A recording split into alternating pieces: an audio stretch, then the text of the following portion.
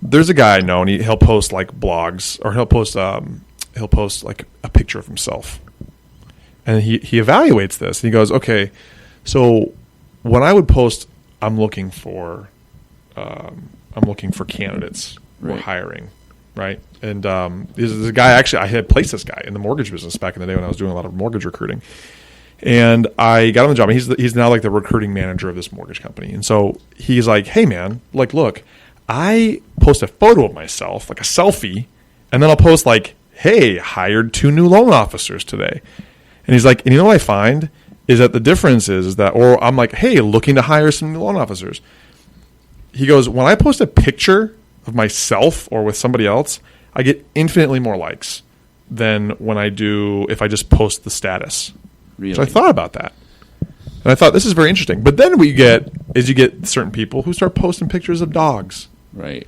Of their puppies, or there's like, you know. Well, I mean, I understand the logic, I think. Maybe I don't think that way, because when I post pictures of myself, it has the opposite effect, and people run the other way. Like, oh, man. Whoa, do not want to do business with that guy.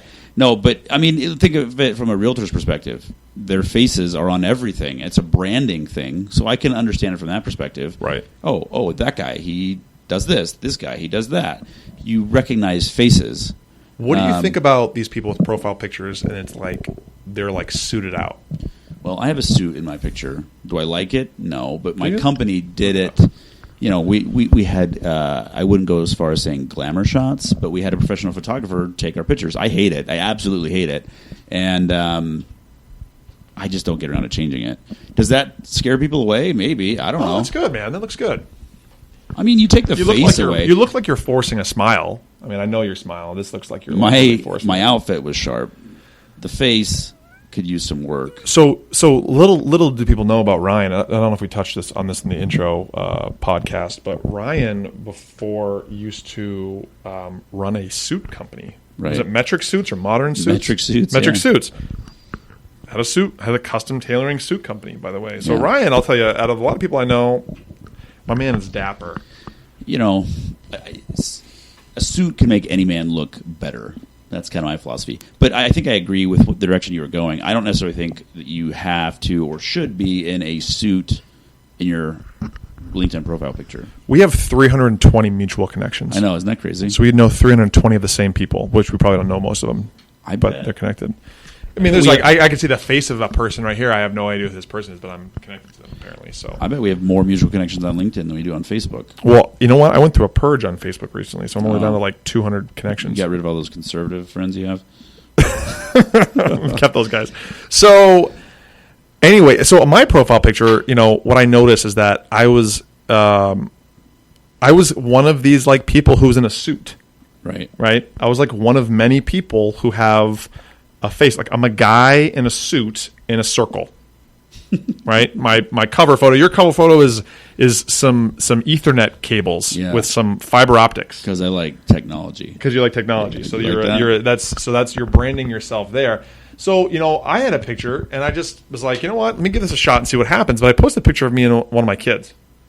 And I don't even think I have even a background photo. To be honest, do your other kids feel left out though? They might. I don't think they even know that LinkedIn exists. I was going to say, do they have their profile set up yet? Have you? We're going to get them. We're going to get. You know what? And if we ever get a dog, we're going to create a dog. Oh, for sure. We're going to make a Facebook page for our dog. As long as that dog posts all the time, then I think it's acceptable. We're going to set up an AI like algorithm that's going to automatically post every 6 hours or something like that. And it's dog humor. You get a GoPro, and you put it on the dog, and then it just automatically uploads new updates for what it's doing throughout the day. What if we live feed our dog's life? I don't even have a dog, by the way.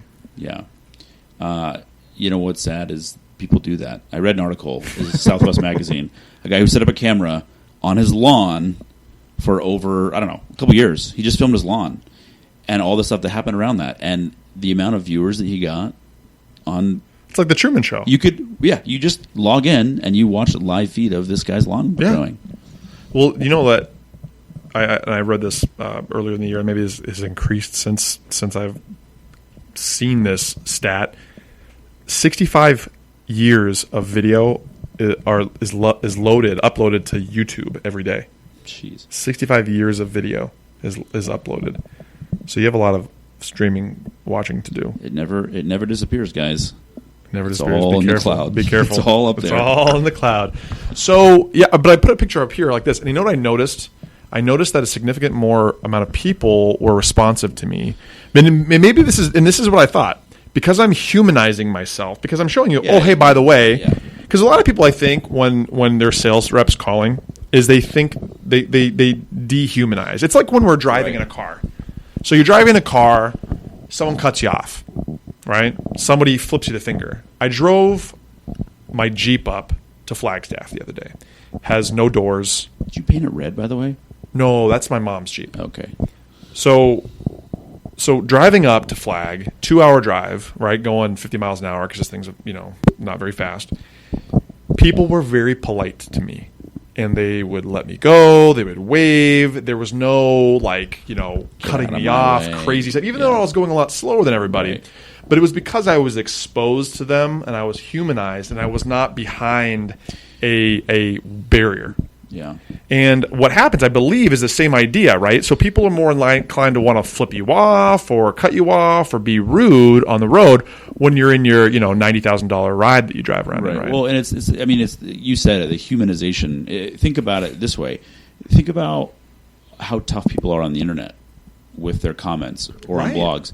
Would those people say half of those things if that person was sitting in front of them? Absolutely not. No. It's the humanization of things that I think changes things, whether it's on a subconscious level or not. But I get it. I mean, you look at that picture, you're like, oh, he must be a good father. Yeah, like she's like a little nobody pilgrim. knows the truth that he's not.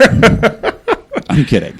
He's a great father. But it does. It brings an element of a personal touch. It's like why I try to get in front of as many people as I can, because guess what? I don't like my voice. On the phone, I probably sound weird, In an email, I say stupid things. I do it in person as well, but when I get in front of people, it adds an element of, hey, this guy's actually a normal person. Right, it helps you, right? So I wonder, LinkedIn might have a really good thing, if they allowed, some kind of, ability to somebody to load on, an elevator video of themselves. Right. Right? Like somebody, does, a produced video talking about their background or something like that. They can put. I think you could put that as a. Because I think on LinkedIn you have the ability to load videos. Like you can add multimedia on here. Right. Well, you can add a link, your personal websites, whatever. But yeah, it's something that's easier to access than that. Yeah. Do I feel a little uncomfortable putting a picture of me and my kid up there? Yeah, I do. I feel a little weird. I'm like, but. I gave it a shot. It's actually a good picture of me, so I'll take that. They're few and far between. Right. And here's the other thing, man. I don't generally take selfies. I don't take pictures of myself. No. I take pictures of my wife and my kids, and when we go places, I take pictures of those things. But I'm not like the guy who's like, hey, here's a picture of Dino, right? Yeah, I'd have going back to your story, I would have a hard time, even if I do see the value or how it could help, of posting a picture of me saying, hey, this is me, I did this. I don't like drawing attention to myself anyway. Only when it's kickball. Well, when you're winning a trophy. When you're a professional paid athlete, then would you post a picture of you and your cat, Cosmic Creepers, up there? That would, as much as I would like to, it would scare people away. People hate cats. That's true. They don't like cats. They don't like cats. This guy's a cat guy. Not working with them. Now, if I put a picture of me and a cute puppy dog up there, see, it would. That might raise some eyebrows. I don't have children. Maybe I should have a picture with all 8 of my nieces and nephews. That'd be kind of cool. But then they think that they're your kids. They think they're my kids, and then I need to slow down. What if you just have a kid, or adopt? Or rent. I think you could rent. Can you rent a kid for a day? Yeah, for photo ops. I think they do that. Yeah. And you just put a picture of you and a kid up there. There's a whole agency that does that. But you know what, though? It's like the difference is that when I see people who post a picture and they're doing something natural and not just like glamour shots on there, right? There's more of an intrigue, I believe, to wonder who that person is, or you maybe feel like they're a little bit more humanized, right? Yeah. Well, and as creepy as this may sound, every manager, candidate, meeting, associate, someone that I'm going to meet, or I go to their LinkedIn and I look at their picture because in some way, first impressions are everything, and meeting someone is ideal. But you look at someone's picture, you can learn a lot about people, or hey, is this person presentable to put in front of my clients? Is this person, whatever it may be? Why did they post this picture when they're not looking at their camera and they're in their basement with weird things hanging on the wall? Like, you can tell a lot about someone. Obviously, you'd want to get to know them more, but it's important. And I think it's important to select pictures or say things that project the right message. And on LinkedIn, people do, in my opinion, a weird job sometimes of, this is me, this is my profile. How do I appear to the hundreds of thousands and millions of people on LinkedIn? Are you setting yourself up to look how you want to look? Right. So it starts with your profile picture. Right. So the other thing is, articles. So I know you don't post marketing. I don't know you post articles. You don't do that. You don't do a lot of writing in regard to this, but mainly because I don't know how. But the other thing is, people post articles on LinkedIn. Master recruiter, so, nice. I like that. You like that? I'm a master recruiter. I'm a master of something. Is that a certification that you get? Yeah, I got it off of www.masterrecruiter.com. It's about as easy to become a master recruiter as it is to become an officiant at someone's wedding. You just go and sign up. And to get a concealed weapons permit.